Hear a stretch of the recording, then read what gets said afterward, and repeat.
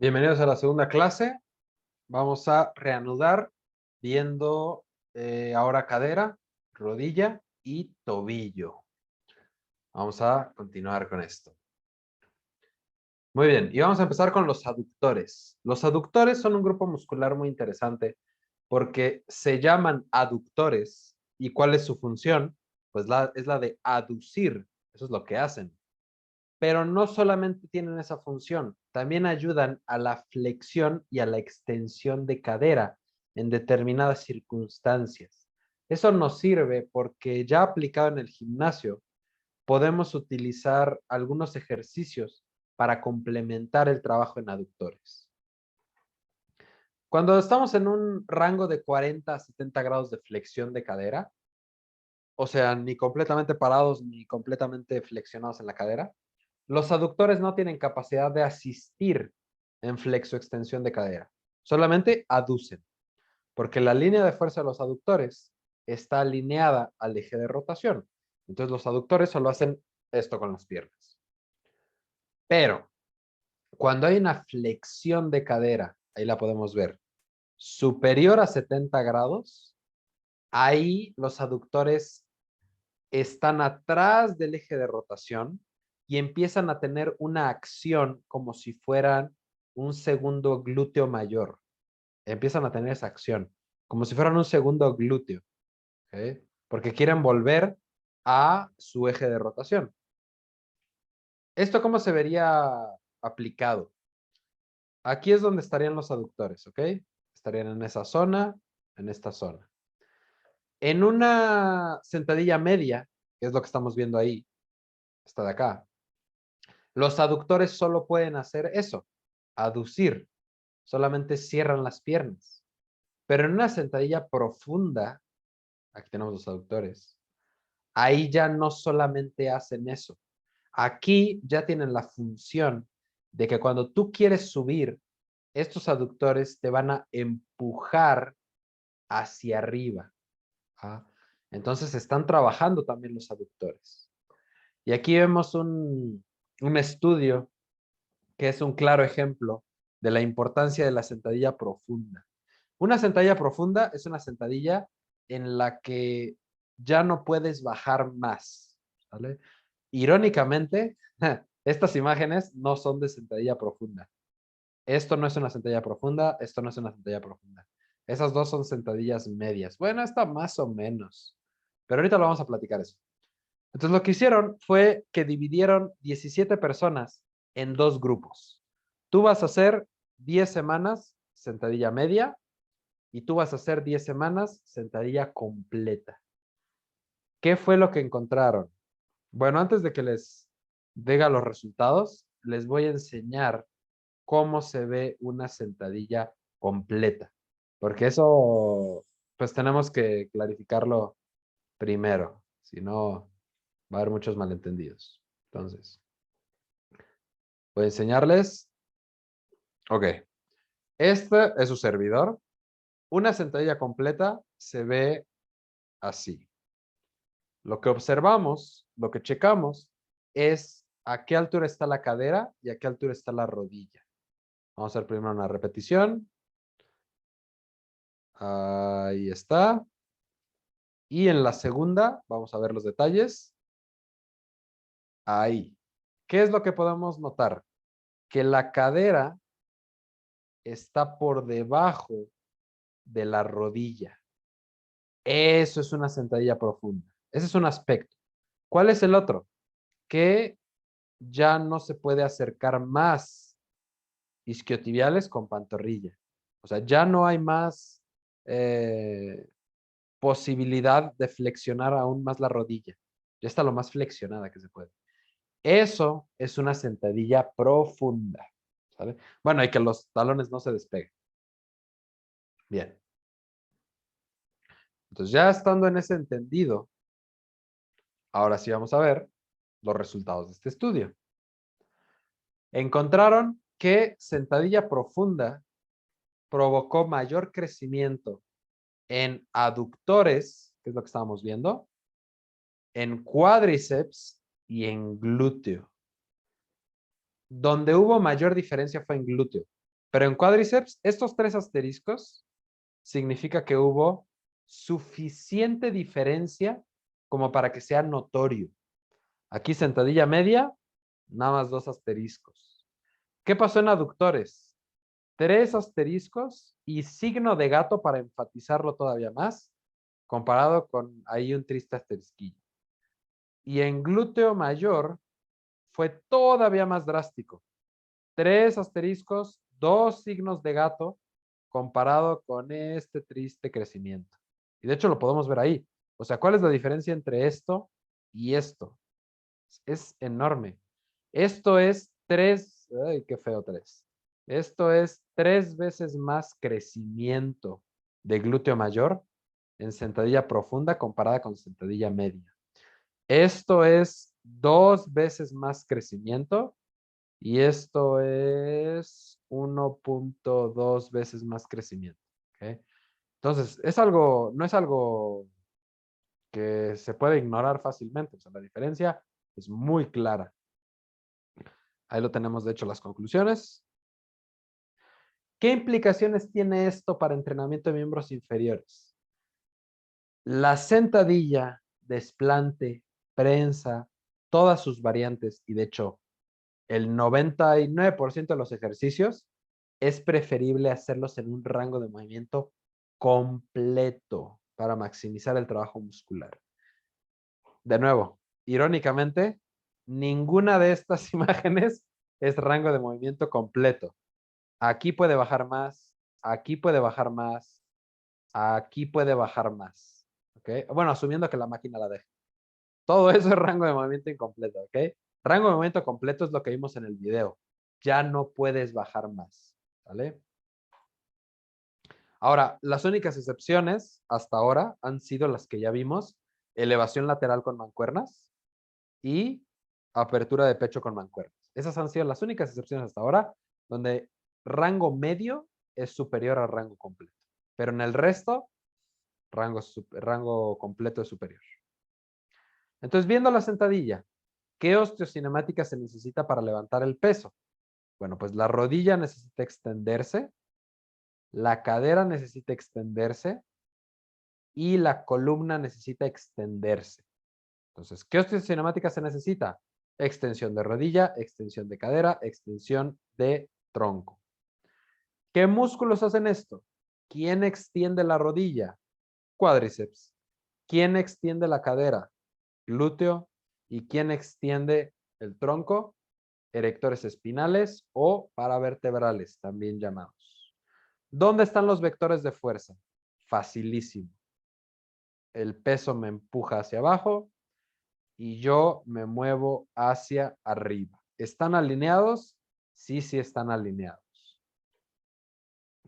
¿Qué pasa en otros ejercicios como el puente glúteo, como el hip thrust? ¿Qué osteocinemática se necesita? Aquí solo se necesita extensión de cadera.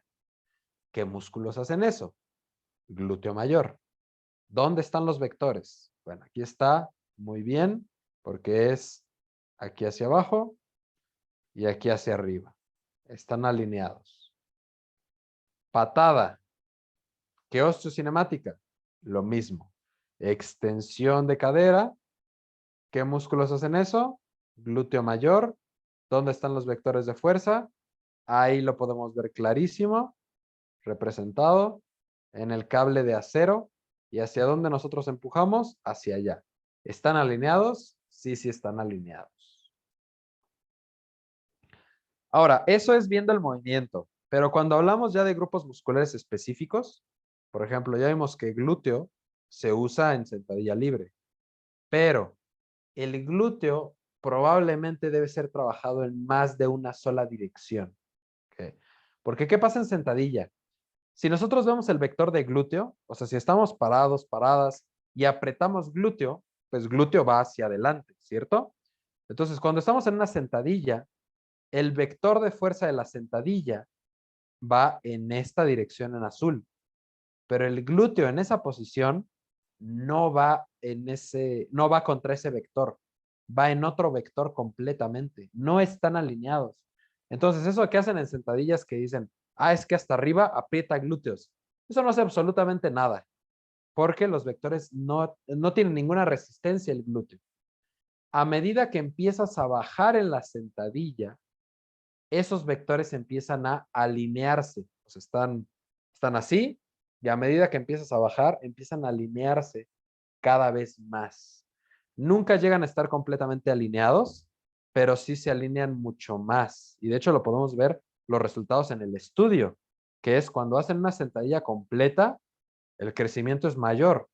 Una de las razones es porque los vectores se alinean más. Ese problema no lo tienen otros ejercicios. Ejemplo, el puente glúteo. En el puente glúteo, no importa cuánto bajes, no importa cuánto subas, siempre van a estar los vectores alineados. Buenísimo. De hecho, para desarrollo de glúteo, esta es una muy buena herramienta. No por algo es muy popular. No por nada es muy popular. Otro ejercicio que es el pull through. Lo mismo. Es un puente glúteo, solo que en polea. Luego tenemos la patada. ¿Ok? Igual. Buen alineación de vectores, buen ejercicio para glúteo. ¿Ok? Y si se fijan, estos ejercicios no tienen semejanza a sentadilla libre, a hack, a prensa, nada de eso. Es un movimiento diferente, es un patrón de movimiento horizontal, diferente. Y esa es la razón por la que le beneficia tanto al glúteo. Hablando de sentadilla, este es un estudio donde investigaron cómo cambiaba el reclutamiento muscular a lo largo de la ejecución de sentadilla libre. ¿Cómo es como lo estudiaron? Bueno, pues dividieron el movimiento de sentadilla en 10 partes. ¿Ok? De la parte 1 hasta la 5, esto es la bajada en la sentadilla. Y de 6 en adelante, esto es la subida en sentadilla. ¿Sale? Entonces, para que todos estemos en la misma página. ¿Qué es lo que vieron? Mientras más arriba esté, mayor activación hubo. Podemos ver que cuádriceps, vasto lateral y vasto medial. ¿Cuánta activación hubo? Bueno, pues prácticamente el 100%. Muchísima activación. Vasto medial, igual. Prácticamente el 100%. ¿Qué quiere decir esto? Que sentadilla es un ejercicio para cuádriceps principalmente. ¿También trabajas glúteo? Sí, pero principalmente es para cuádriceps. Ahora, recto femoral, aquí pasó algo interesante porque no es lo mismo. Ahorita vamos a verlo, ese es un caso especial. Entonces, ya tenemos que es para cuádriceps. Vasto lateral, altísima activación. ¿Qué pasa si lo comparamos con otros grupos musculares? Por ejemplo, isquiotibiales. ¿Cuánto se activa isquiotibiales? El punto más alto es 50%. Es la mitad.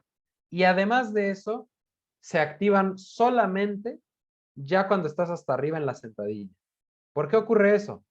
Porque isquiotibiales no se trabaja durante sentadilla. Esto lo vamos a repetir en las siguientes diapositivas.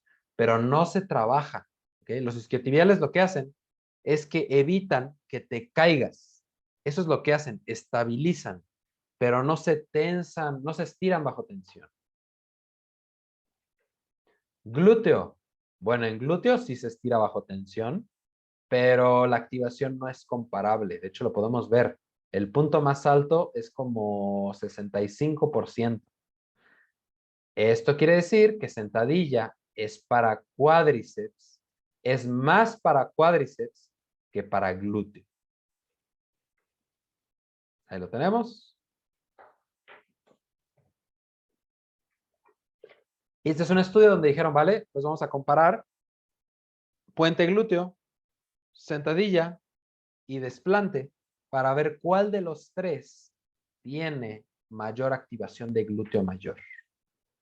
Y encontraron clarísimo como la luz del día que el ganador es puente glúteo. Es el que tiene mayor activación. La razón es por los vectores, ya lo estábamos viendo. Y sentadilla y desplante fue exactamente la misma cantidad de activación muscular. Que está bien, pero no es el mejor. Ahí lo tenemos. Otro estudio en el que ahora dijeron, bueno, ya ya no vamos a meter el desplante. Vamos a ver puente glúteo, sentadilla y peso muerto rumano. Y vamos a ver qué cambia. Y aquí tenemos los resultados. Glúteo mayor, ¿quién tuvo mayor activación? Puente glúteo. Indiscutible, sin competencia. Segundo y tercer lugar, o segundo lugar parejo, peso muerto rumano y sentadilla. ¿Activan glúteo? Claro. ¿Lo estiran bajo tensión? Sí, pero no son la mejor opción. ¿Ok? Bíceps femoral, isquiotibiales. Aquí va algo interesante. Puente glúteo. Y aquí es donde muchas personas se dejarían ir por la confusión y dirían, puente glúteo es para isquiotibiales. No, no es para isquiotibiales. ¿Recuerdan lo que veíamos? Que más activación no necesariamente significa más hipertrofia. Eso es lo que significa. ¿Ok? Porque isquiotibiales se está tensando muchísimo, pero no se está estirando bajo tensión. Es el mismo ejemplo de que si tú estás sentado, sentada y aprietas glúteos, eso no va a hacer que crezcan. Misma situación. El hecho de que solo aprietes isquiotibiales no va a hacer que crezcan. Entonces, no, puente glúteo no es para isquiotibiales. Pero peso muerto, ni sentadilla. Pero peso muerto rumano, sí que lo es. Y en cuádriceps, bueno, yo espero que en este ya no haya ninguna duda al respecto.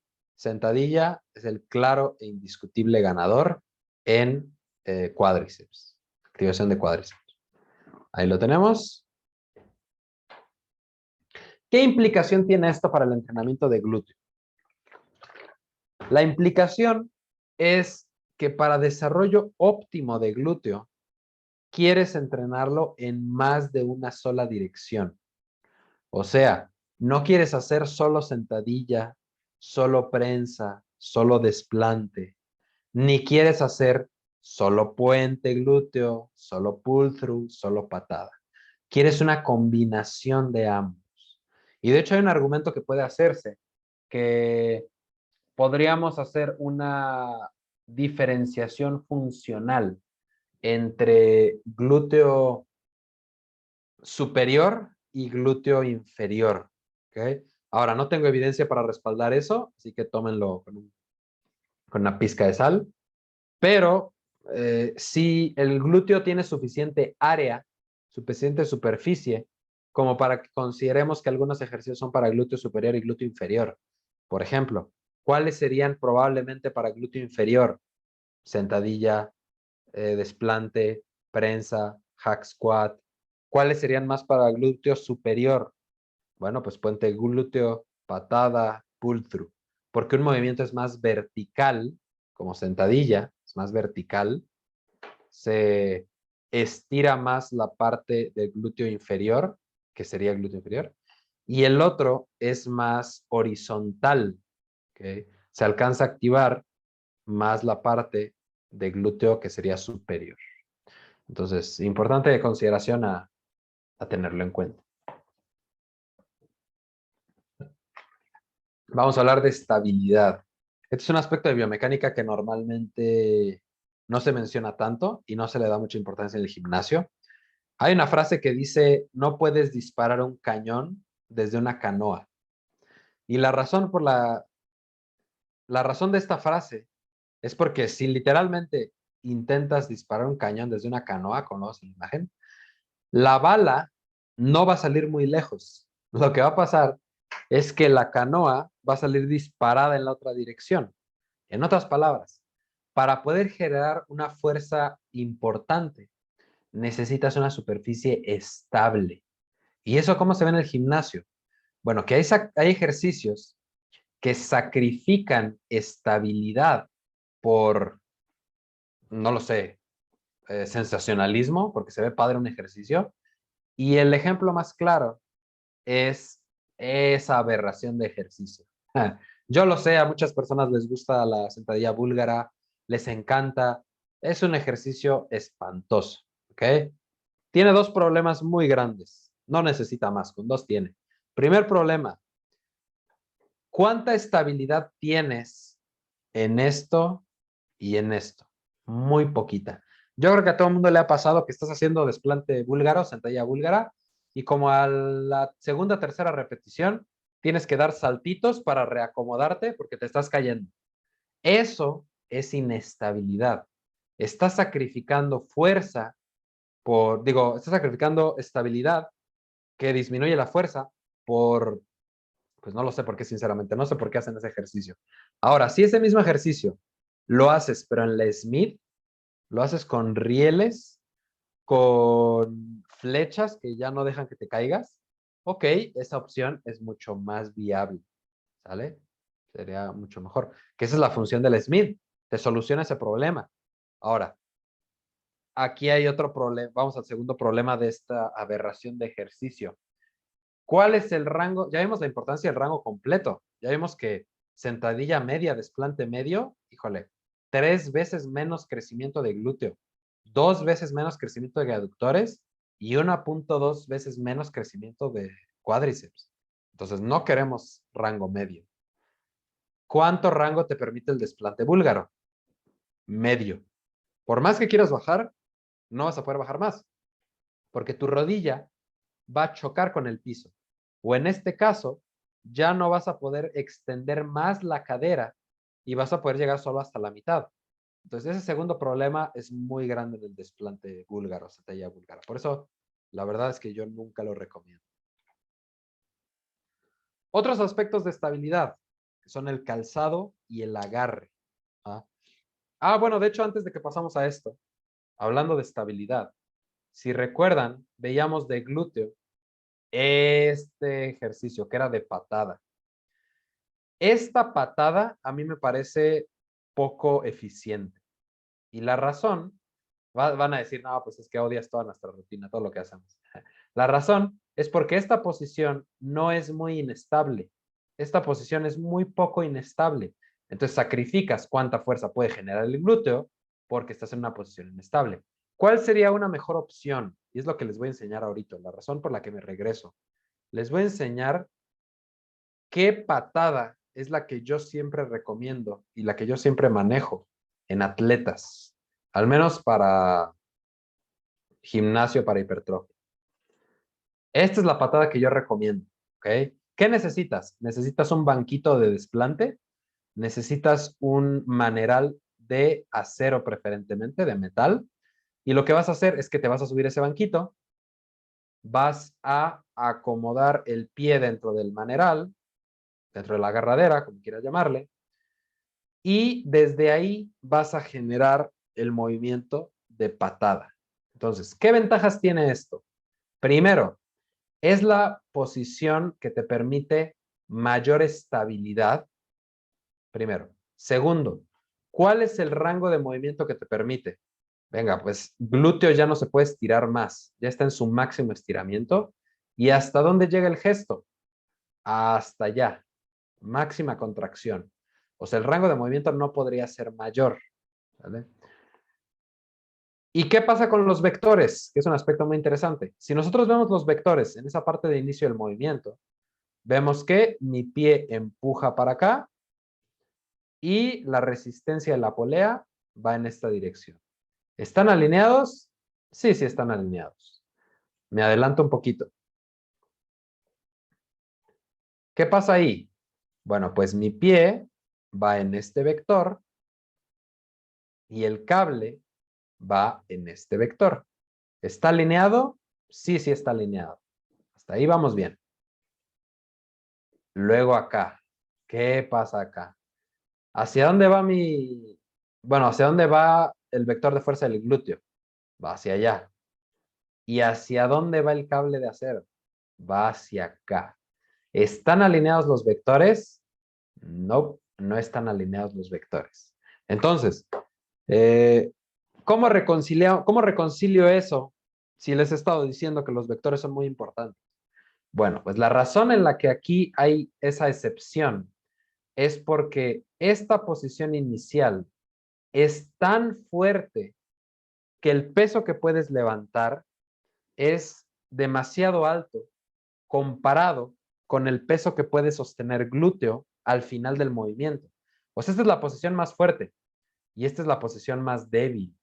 Entonces lo que estás haciendo es que estás aprovechando la posición más fuerte para levantar la mayor cantidad de peso posible y que en la posición más débil, que es ahí, la mínima alineación de vectores haga que la pierna regrese muy fuerte y hace que te cueste el ejercicio. De hecho, este ejercicio cuesta tanto que según yo, en el video, estaba deteniéndome un segundo por repetición. Imagínense. Según yo, estaba tratando de detenerme un segundo. Podemos ver claramente cómo no logro quedarme un segundo. O sea, inmediatamente me regresa la pierna porque glúteo no puede soportar ese peso en esa posición. Entonces, por eso esta variante me gusta, porque compensa esa falta de vector con la cantidad de peso que se puede levantar desde la posición inicial. Y la razón por la que se puede levantar tanto peso en la posición inicial es por la estabilidad. Si se fijan, todo vuelve en un circulito al mismo lugar. Ok. Ya habiendo clarificado eso, podemos reanudar. Ok. Entonces, importancia de estabilidad. Calzado y agarre. Este es un aspecto que a veces no se toma mucho en cuenta. ¿Qué calzado usamos? El calzado es importante porque un calzado que es para correr, o sea, este tipo de calzado, tiene una suela que es compresiva. O sea, esto se aprieta, ¿ok? La razón por la que es de esa manera es que para correr quieres que amortigüe, pero para entrenar pesas no quieres esa amortiguación, no quieres que amortigüe, quieres que sea la superficie más sólida posible. ¿Okay? Eso lleva a distintos atletas, distintas personas a usar calzado como Converse, Vans, tenis para boxear, porque tienen la suela plana. Y esa suela plana te permite que sea una superficie más estable y puedas generar un poquito más de fuerza. Entonces, importante a tomar en cuenta. El agarre, este es otro aspecto también, que las manos son la forma con la que conectas con mancuernas, con barras, etc.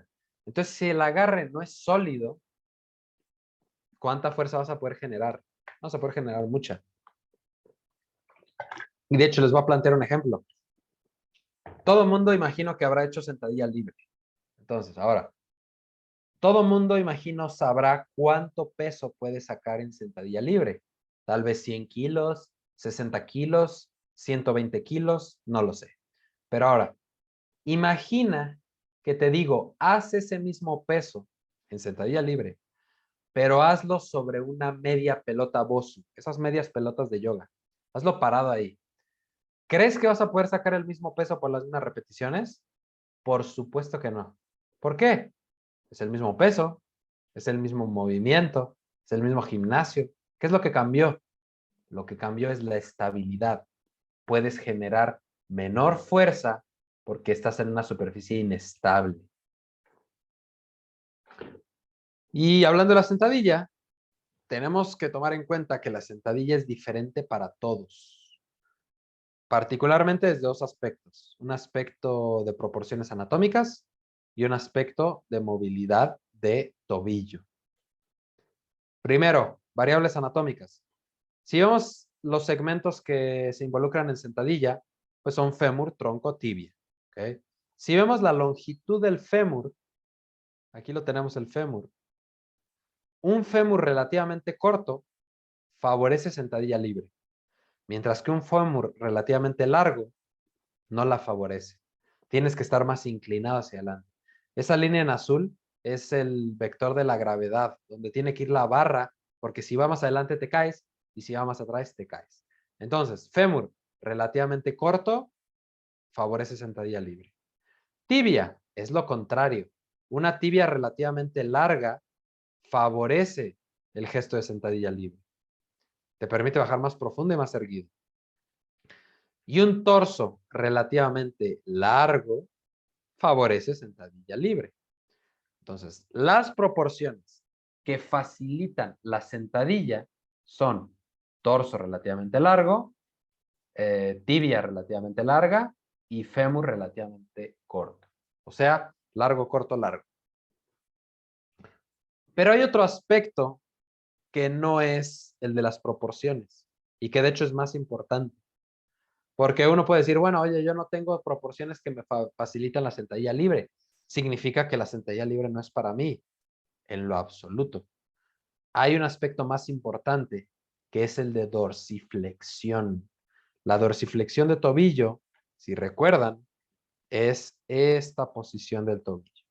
Este es un estudio en el que investigaron qué influencia tiene la dorsiflexión y las proporciones anatómicas en la sentadilla libre. Y esto fue lo que encontraron.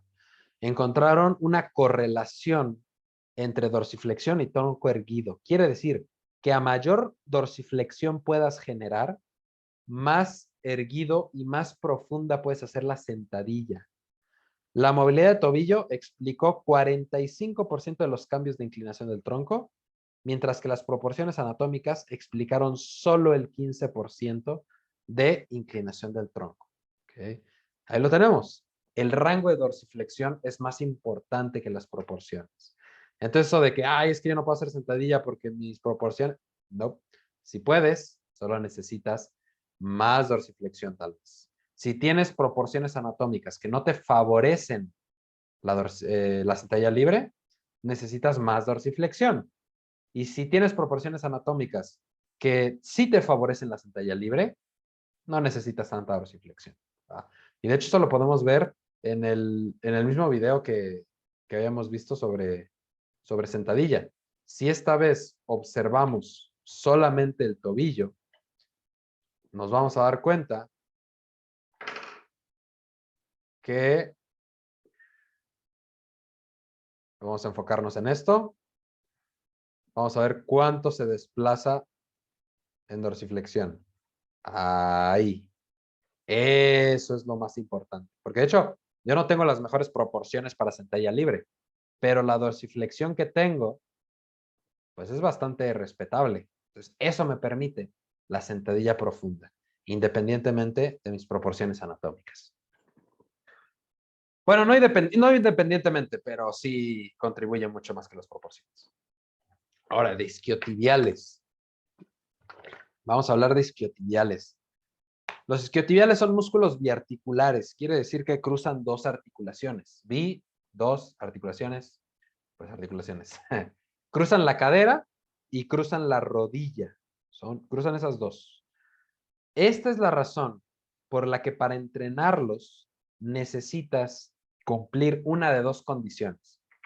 Necesitas o que la rodilla se mueva y la cadera esté fija, o que la rodilla esté fija y la cadera se mueva, pero no puedes tener ambas. Los isquiotibiales son los músculos peor entrenados en el gimnasio probablemente. Y vamos a verlo. Aquí tenemos un ejercicio de isquiotibiales que es el buenos días. Esas bolitas en verde son los puntos de origen e inserción de los isquiotibiales. ¿De dónde a dónde van? Tuberosidad isquiática a tibia y peroné. Perfecto. Podemos ver que a medida que se ejecuta el movimiento, esos puntos de origen e inserción se alejan entre sí. Ahí lo podemos ver. Esta es la posición de inicio, la longitud de inicio, y esto en azul es la longitud final. Todo esto está hecho a escala. ¿Qué podemos ver? Que el músculo se estiró bajo tensión. Perfecto, eso hace los músculos crecer. Si vemos otro ejercicio como el peso muerto rumano, ¿qué notamos? Ocurre el mismo fenómeno. El músculo se estira bajo tensión porque estos puntos de origen e inserción se alejan a lo largo del movimiento. Este es un ejercicio para isquiotibiales. Pero si vemos sentadilla, y si recuerdan, les dije que la sentadilla no es para isquiotibiales. La razón es porque, como podemos ver, no se estira bajo tensión. No se alejan esos puntos de origen e inserción. Se quedan exactamente a la misma distancia, solo cambia su plano, pero en ningún momento se alejan. Hay personas que dicen, oye, es que yo lo siento en mis isquiotibiales, por lo tanto estoy trabajando isquiotibiales. No, el hecho de que lo sientas no significa que lo estés trabajando. Ya lo vimos. Activación no necesariamente es hipertrofia. Lo mismo sucede en un desplante. No estás trabajando los isquiotibiales. No se estira bajo tensión. No se alejan los puntos de origen e inserción. Solamente se tensa y cambia el plano. Pero no se alejan. Entonces no los trabajas. Esto ya lo vimos con bastante evidencia. Ya vimos 3 estudios independientes en donde se muestra que no se trabaja isquiotibiales con este tipo de ejercicios. ¿Por qué? Porque necesitas o tener la cadera fija y que se mueva la rodilla, o tener la rodilla fija y que se mueva la cadera, que es este caso, por ejemplo. La rodilla está fija y se mueve la cadera. Peso muerto rumano, lo mismo. La cadera, la rodilla está fija y se mueve la cadera. Pero en sentadilla, ¿qué sucede? Se mueve la rodilla, se mueve la cadera, isquiotibiales no se trabaja. Desplante, se mueve la cadera, se mueve la rodilla, isquiotibiales no se trabaja. Prensa, lo mismo. Y esto me gustaría que se lo graben lo mejor posible. Prensa no es para isquiotibiales. No importa cuánto subas los pies, no es para isquiotibiales. Hack squat, no es para isquiotibiales. Sentadilla sumo, no es para isquiotibiales. Ninguna de esas. No importa cómo acomodes tus pies, ¿cuál es el común denominador? Todas mueven la cadera y la rodilla al mismo tiempo. No son para isquiotibiales. Entonces, bueno, pues gracias por arruinarnos la mitad de nuestra rutina hasta ahora. ¿Cuáles sí son para isquiotibiales entonces? Bueno, pues este es un estudio donde vieron 9 ejercicios distintos para ver cuáles son la mejor opción. Ahora, estos investigadores lo vieron solamente desde la perspectiva de activación. Pero si recordamos, no solo nos importa la activación, nos importa también rango de movimiento. ¿Ok? ¿Cuánto se estira el músculo bajo tensión? Entonces vamos a verlo. Mientras más arriba estén en la gráfica, significa que hubo mayor activación. Quiere decir, SB es el que tuvo mayor activación. Y lo tenemos aquí. Es un puente con la rodilla extendida. ¿Significa que este es un buen ejercicio para isquiotibiales? No. ¿Por qué? ¿Tiene buena activación? Claro, de hecho tiene la mejor. El problema es que ¿cuál es el rango de movimiento? Inexistente. Bueno, no es inexistente, pero es tan poquito que es un chiste. Entonces, a pesar de que tiene buena activación muscular, no nos sirve. Activación no es lo único que buscamos. Segundo, es más, vamos a ponerlo en rojo para que sea más dramático. UHC. Aquí tenemos UHC. Buena activación, pero ¿cuál es el rango de movimiento? Este está peor todavía. El rango de movimiento es diminuto. No nos sirve en lo absoluto. Eso rimó. Entonces, no nos sirve. Luego tenemos SLC. ¿Cuál es este? Bueno, este está inusual, sinceramente. Aquí tenemos una plataforma con ruedas. Imaginen una patineta. Y está siendo jalada por una polea en esa dirección. Bueno, pues el rango de movimiento es muy bueno. ¿Por qué?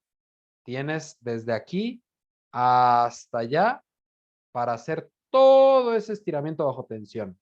No está nada mal. El problema es un problema práctico. ¿Va a ser fácil ponerte en esa posición? No. Vas a necesitar que te ayude una o dos personas. Una mínimo. Entonces, a pesar de que es una buena opción, no es muy práctico. ¿Ok? Entonces vamos a ponerle un signo de medio, porque más o menos. Si tienes a alguien que te ayude, supongo. Por último, tenemos PLC. Ah, este sí, precioso. ¿Por qué? Rango de movimiento, excelente. Práctico, bien. ¿Cuánta activación? Suficiente. Entonces, muy buen ejercicio ese de curl de acostado. Seguimos bajando. Tenemos 45HE. Es esta máquina de hiperextensión, pero enfocado a isquiotibiales. ¿Ok? Aquí vemos solamente que está un pie. ¿Qué tal ese ejercicio? ¿Cuál es el rango? Bueno, pues el rango no está nada mal. Es hasta que te incorporas. Es práctico, tiene suficiente rango, ¿vale? Podríamos decir que esta es una buena opción. Luego tenemos CP. Esta sí, mínimo necesitas como 2 o 3 personas para que te ayuden en esta posición. Aquí la persona está acostada con 2 colchonetas. Tiene aquí un grillete. Tiene la polea que le está jalando en esa dirección. Entonces, el rango de movimiento, ufala, buenísimo. Excelente rango de movimiento. Practicidad, 0. Yo jamás he visto a nadie hacer ese ejercicio en el gimnasio. Es muy poco práctico, pero venga, en teoría, pues funciona. Entonces, este le ponemos igual media. BB, ¿qué es este? El puente. Ya vimos los problemas con el puente. Pésimo ejercicio para isquiotibiales. Ni siquiera los trabajas. Mal rango de movimiento. Este no es una buena opción. Luego tenemos RDL, que es peso muerto rumano. No sé por qué, por el amor de Dios, lo hicieron a un pie. Ya vimos los problemas de estabilidad, pero asumiendo que sea a 2 pies, ese sería un muy buen ejercicio. A un pie, horrible. Pero a 2 pies, buen rango de movimiento en lo que te incorporas y activación suficiente. Entonces, peso muerto rumano, bien. Luego tenemos el buenos días, que es análogo al peso muerto rumano. Es lo mismo. La única diferencia es que la barra la tienes en la espalda en vez de en las manos. Rango de movimiento, suficiente. Activación, suficiente. Entonces, ¿qué nos dice esto? Que los ejercicios más apropiados de isquiotibiales parecen ser en orden de prioridad variantes de curl de pierna, quiere decir curl de pierna sentado, acostado, parado. Segundo lugar, ejercicios de extensión de cadera. Ya vimos que algunos no son muy prácticos, pero por ejemplo la máquina a 45 grados de hiperextensión, buenísimo. Y en tercer lugar, peso muerto rumano y buenos días. Ahora, no les estoy diciendo que peso muerto rumano y buenos días son malos ejercicios. Todos estos son buenos ejercicios, son decentes. Pero si tuviéramos que priorizar alguno, prioriza las variantes de curl de pierna. ¿Okay? Esa sería la opción adecuada. Y después de eso, pues ya puedes hacer el resto. Pero si tuvieras que elegir, primero variantes de curl de pierna. Ya establecimos que las variantes de curl de pierna son la opción número 1 para isquiotibiales. Ahora la pregunta se vuelve, ¿qué variante de curl de piernas? ¿Sentado? ¿Acostado? ¿Parado? Parado es lo mismo que acostado. Eso es lo que investigaron en este estudio. Agarraron 20 personas y lo que hicieron es que una de las piernas les pusieron curl sentado y la otra pierna curl acostado. Y lo que midieron es, bueno, ¿cuál pierna crece más? ¿La que hizo curl sentado o la que hizo curl acostado?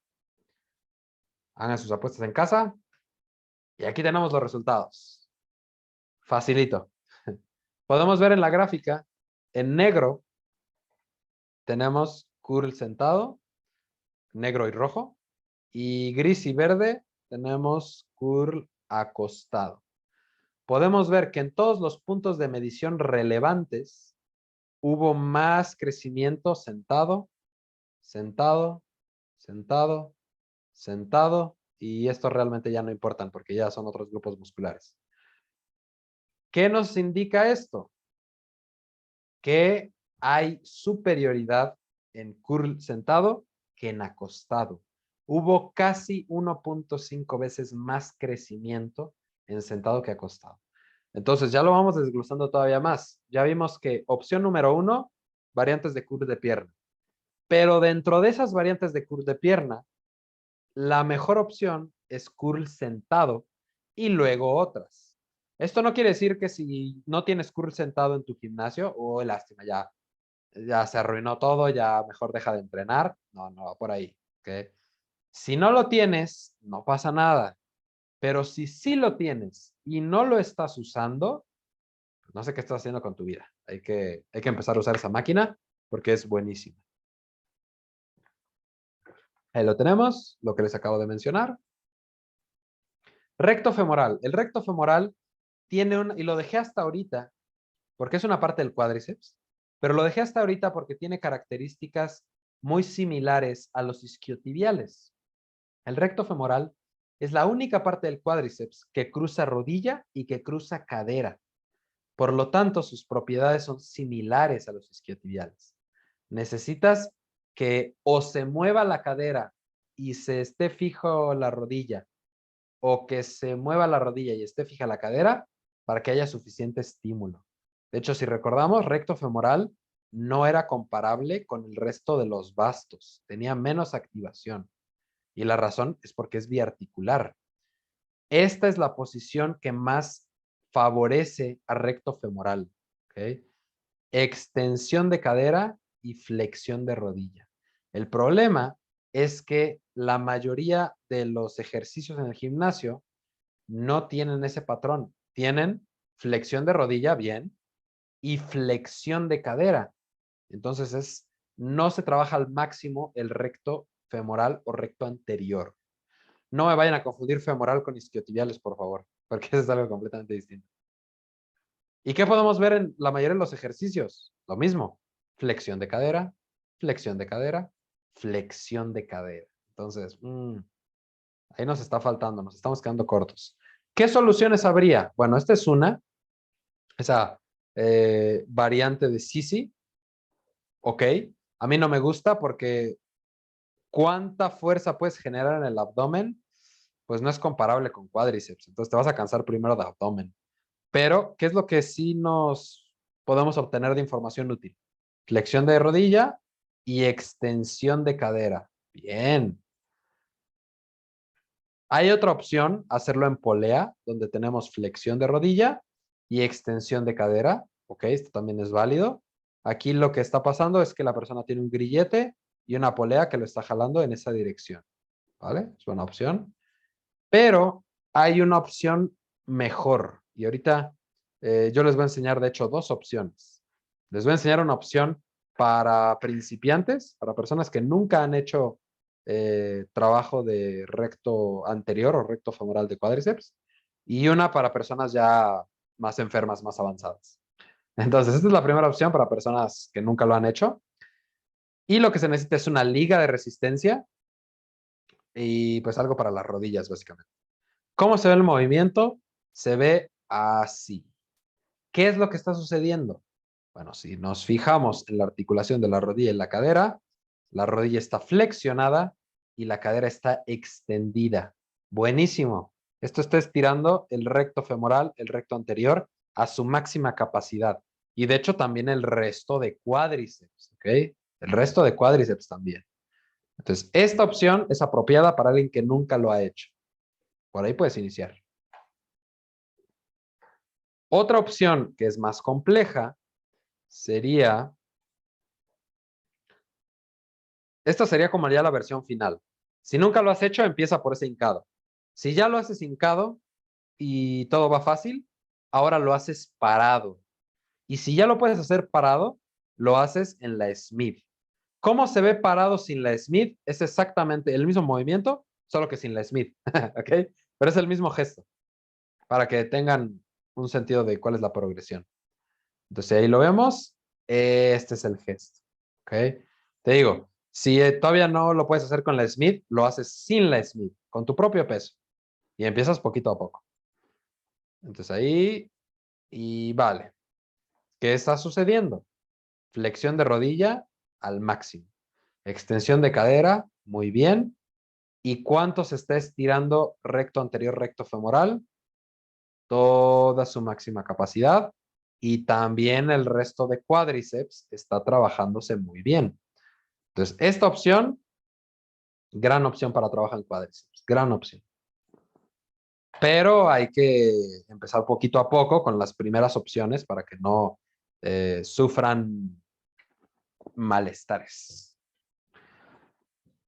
Muy bien. Siguiendo en el tema de cuádriceps, la posición de los pies en extensión de rodillas en la máquina no cambia la activación del cuádriceps. Yo sé que es una idea que se dice mucho y probablemente la han escuchado y la van a seguir escuchando.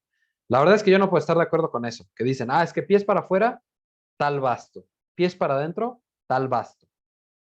Hay varias razones. La primera, anatómicamente es cuestionable. De hecho, tengo que actualizar esa diapositiva porque no es cuestionable, es imposible. Anatómicamente es imposible. Nosotros tenemos todo el cuádriceps que llega a un tendón común, que es el tendón cuadricipital. Ahí viene todo el cuádriceps. De ahí, ese tendón se inserta en la rótula y de la rótula sale un solo tendón, que es el rotuliano. ¿Okay? Entonces, aquí la rótula hace la función de como una caseta. ¿Sale? Imagina que tú vas en la carretera y vas en una carretera de 5 carriles, en el carril que tú quieras. Llegas a una caseta, todos los carriles llegan a una caseta, y de ahí en adelante solo hay un carril. ¿Importa de qué carril venías antes de la caseta? Por supuesto que no. ¿Por qué? Porque llegando a la caseta, no importa de qué carril venías, todos van a seguir el mismo trayecto. Entonces, eso es lo que sucede en esta estructura. No importa cómo acomodes tu pie, no importa qué rotación hagas, no importa de qué carril vengas, todas las fuerzas van a absorberse en la rótula y de ahí va a salir solamente un vector de fuerza a todo cuádriceps. ¿Ok? Entonces, esa idea de que, ay, es que para acá es vas total y para allá es vas total, no. No podemos, digo, si no tuviéramos una rótula, ok, estoy de acuerdo, pero sí tenemos la rótula. Entonces no funciona así.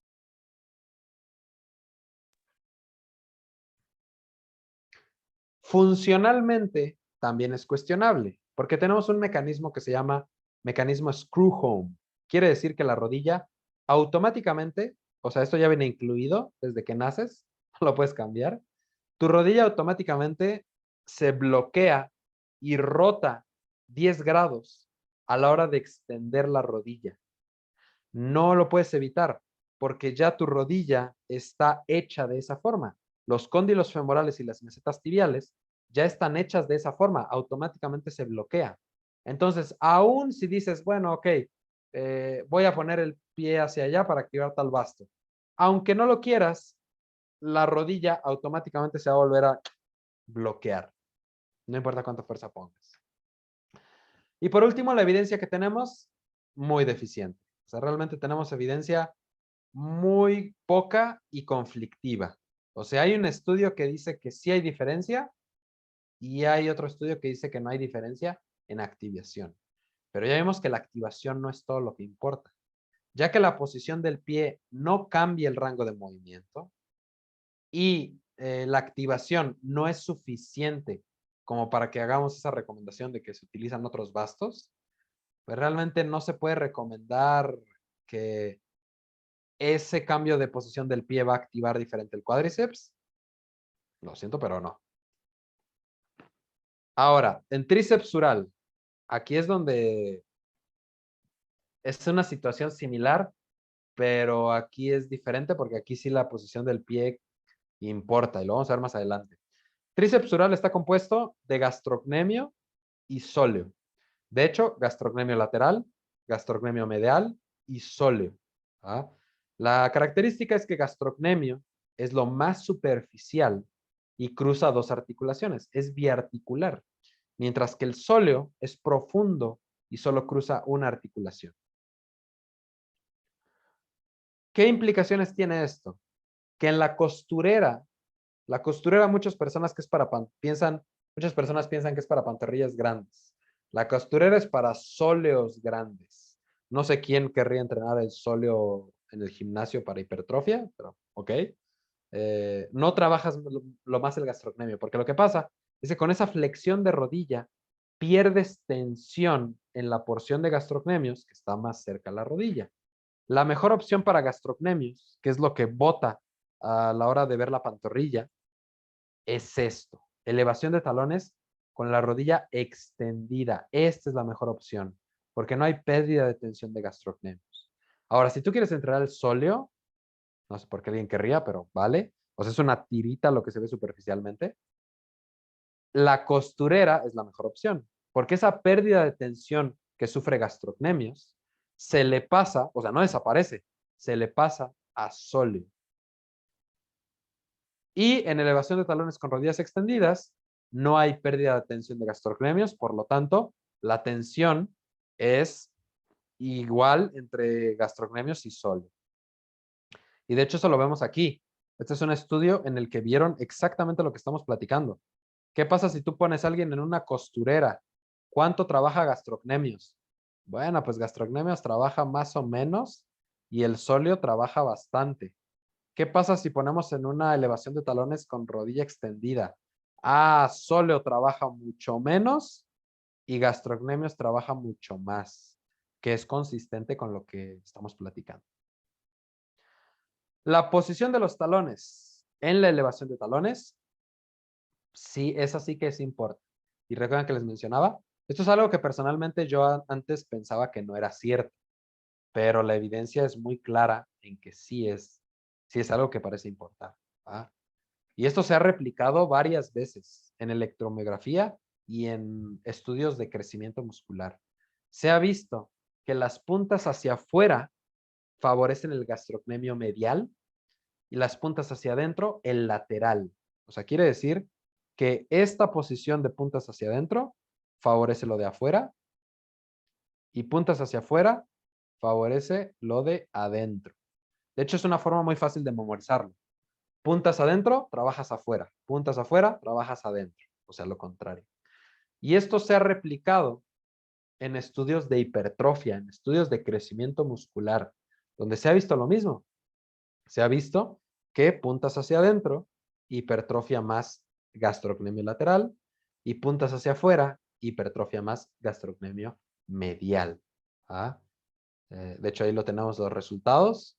Y bueno, puntas hacia el frente, ¿qué trabaja? Pues ambos gastrocnemios por igual. Ok, ahí sí, no hay diferencias. Entonces, ahí tenemos las conclusiones. ¿Ah? Sí podemos hipertrofiar selectivamente gastrocnemios dependiendo de la posición de los pies.